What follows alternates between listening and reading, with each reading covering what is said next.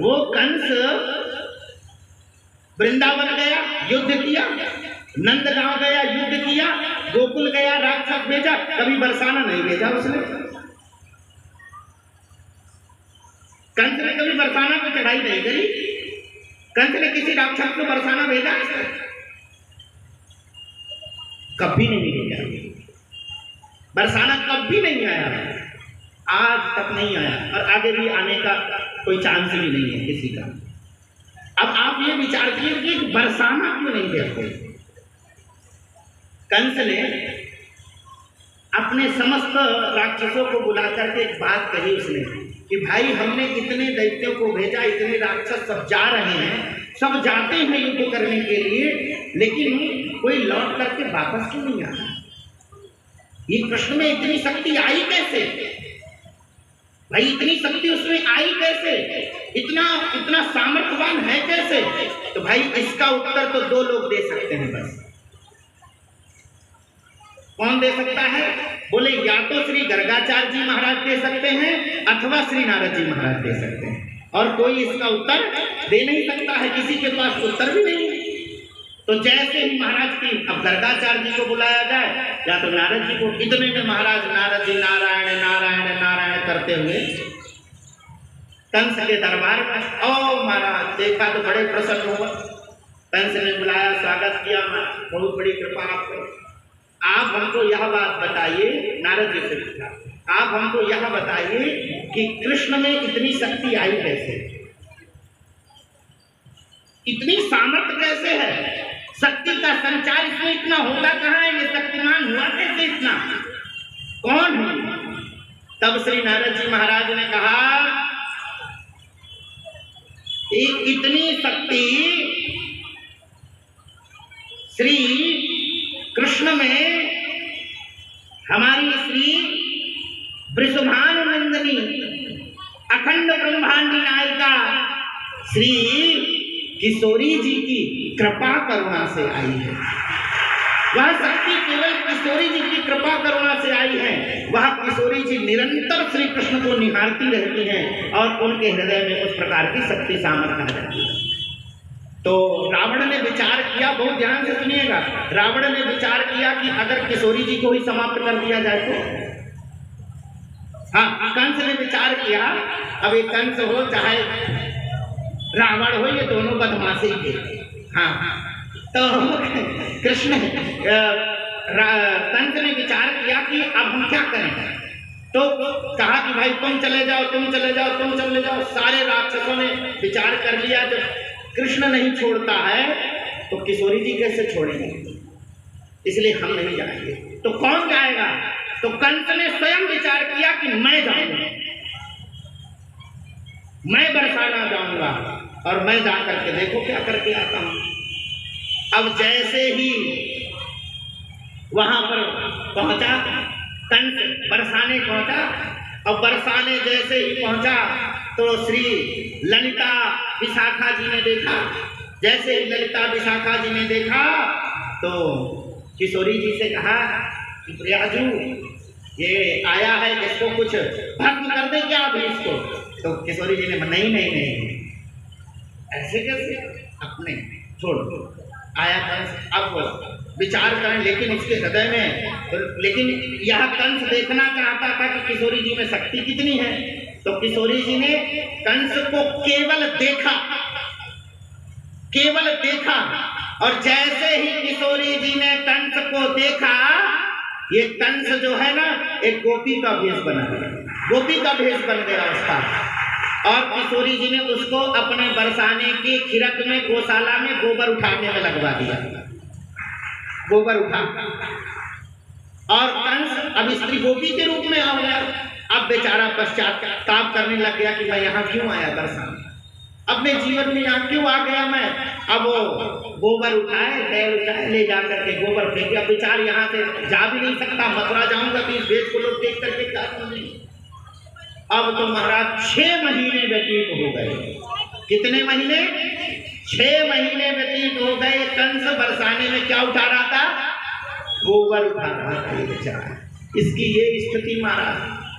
अब तो महाराज ये सब मथुरावासी विचार भैया क्या करें, नारद जी बताएंगे। तो नारद जी ने कहा कि भाई क्या हुआ? बोले जाओ अपने महाराज से एक बार मिल तो आओ कम से कम तुम।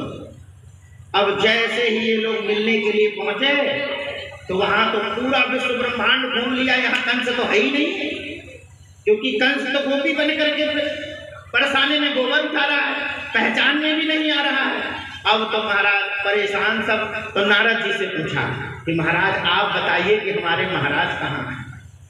तब उन्होंने कहा ये जो गोबर उठा रही है ना, यही तुम्हारे महाराज कंस हैं, यही तुम्हारे महाराज कंस हैं। तब कंस ने नारद जी से प्रणाम करके कहा कि बोले महाराज कुछ कृपा करुणा करिए यहाँ से। तो बोले यहाँ से जल्दी निकल जाओ तुम, बस बरसाने से भागो यहाँ से तुम। अब तो महाराज ये कंस जैसे ही भागना शुरू किया, अब जब कहते हैं ना कि प्राण बचेगा, अब महाराज जैसे ही भागना शुरू किया, जैसे ही बरसाना पार किया इसने, तो तुरंत ही अपने स्वरूप को प्राप्त हो गया। लेकिन महाराज रुका नहीं, वहां पर जाकर के मथुरा में ही सांस लिया इसने जाकर। इसलिए ये किशोरी जी की कृपा करुणा है इसको, क्योंकि यह वात्सल्यमयी कृपामयी है, और किशोरी जी की शक्ति की कृपा से ही भगवान हमारे सारा कार्य करते हैं। कंस में क्या सामर्थ्य है जो हमारे बरसाने में श्री किशोरी जी का कुछ बिगाड़ पाएगा? इसलिए हम सबको शक्ति की उपासना करनी चाहिए, और इसलिए हम सब तो राधा रानी की उपासना करते हैं, हम अपने श्री जी की उपासना करते हैं, और ये भगवती भी कोई और नहीं, वही शक्ति ही विराजमान है। तो हम सबको इस 9 संवत्सर में शक्ति की उपासना अवश्य में वो अपने जीवन में करनी चाहिए, और इसके साथ साथ में अपने घर पर एक ध्वज जरूर लगाना चाहिए। प्रत्येक व्यक्ति को अपने घर पर एक ध्वज स्थापित करना चाहिए। आज हमारे यहाँ ये शास्त्रों में लिखा हुआ है कि आज के दिन प्रत्येक व्यक्ति को अपने घर पर ध्वज लगाना चाहिए। ध्वज की एक अपनी परंपरा है। एक बात हम आपको बता दें, जीवन में अगर आप पराजित हो रहे हैं तो केवल एकमात्र किसी मंदिर के शिखर का नित्य दर्शन करने वाला कभी पराजित नहीं हो सकता है। जैसे वह ध्वज लहराता है वैसे उसका जीवन कभी भी पराजित नहीं हो सकता, वो विजयश्री को। इसलिए हम अपने जीवन में जरूर एक ध्वज प्रत्येक व्यक्ति को अपने घर के द्वार पर जरूर लगाना चाहिए। एक ध्वज अपने घर में जरूर व्यक्ति को लगाना चाहिए, और शक्ति की उपासना करनी चाहिए। तो हमारे यहाँ अग्नि के रूप में शक्ति की उपासना होती है, इसलिए हम अपने घर में आज से दीप भी प्रज्वलित कर लेते हैं। बहुत से लोग ऐसे होते हैं जो 9 दिन भी दीप प्रज्वलित बुझेना नहीं चाहिए, तो आज के दिन अपने घर में दीप दान भी जरूर करना चाहिए उसको, अथवा 9 दिन का जो अखंड दीपक जलाता है उसको अखंड दीपक भी जरूर जलाना चाहिए व्यक्ति को। और अपने घर में व्यक्ति को हवन जरूर करना चाहिए, छोटे रूप में ही सही, कंडा जला करके। सामग्री नहीं है तो थोड़ा घी ले लो, थोड़ी शक्कर ले लो, नहीं तो किशमिश ले लो, नहीं तो गुलगुल ले लो, कुछ ले लो, लेकिन कम से कम आज के दिन व्यक्ति को अपने घर में हवन के रूप में जरूर करना चाहिए। उससे उसके घर में सकारात्मक ऊर्जा तो उत्पन्न होती ही है, उसके साथ साथ में उसके हृदय के जितने भी नकारात्मकताएं हैं उसके घर में तो सब समाप्त हो जाती है, और उसके घर में शक्ति का संचार होता है। इसलिए हवन भी थोड़े रूप में सही, सूक्ष्म रूप में ही सही, प्रत्येक 9 दिन तक तो करना ही चाहिए। हमको दीप प्रज्वलित करें, ध्वज लगाएं, हो सके तो व्रत करें। जो आज नहीं कर पाया, महाराज भूल हो गई तो कोई बात नहीं, अष्टमी का व्रत कर ले। जिसके परिवार में सप्तमी पूजी जाती है सप्तमी कर ले, जिसके यहाँ अष्टमी पूजी जाती है अष्टमी कर ले, जिसके यहाँ नवमी होता है उसकी परंपरा है, उसके अपने संस्कार हैं। जरूर व्यक्ति को व्रत अवश्य में वो करना चाहिए। हमारा हम तो क्या बताएं, हमको तो ऐसे ऐसे व्रत कराए गए हैं कि हम तो परेशान हो गए व्रत करते करते। लेकिन जैसे ही मौका मिलता फिर ब्रिज में आए हैं तो महाराज राजभोग नहीं खाएंगे तो कैसे रहेंगे। अब महाराज कल ही महाराज इतना छान लिया कि आज तो व्रत ही चल रहा है। तो हम सबको व्रत उपासना जरूर करनी चाहिए।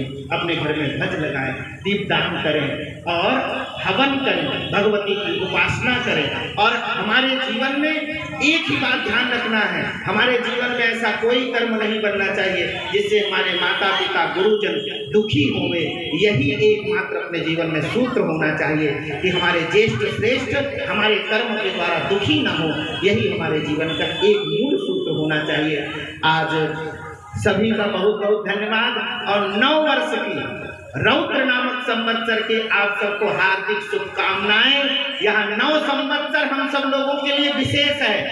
प्रत्येक संवत्सर तो 12 महीने का है, 12 मास का है, लेकिन ये 13 मास का है, क्योंकि हमारे लिए ज्येष्ठ श्रेष्ठ है। 13 मास का यह संवत्सर है महाराज। हाँ, अब वो अंग्रेजों वाली परंपरा जो है ना, वो 13 महीना जानते ही नहीं क्या है, वो तो 12 ही जानते हैं। हमारे यहाँ 13 महीने का यह मास है, तो हम सब के लिए यह श्रेष्ठ संवत्सर है।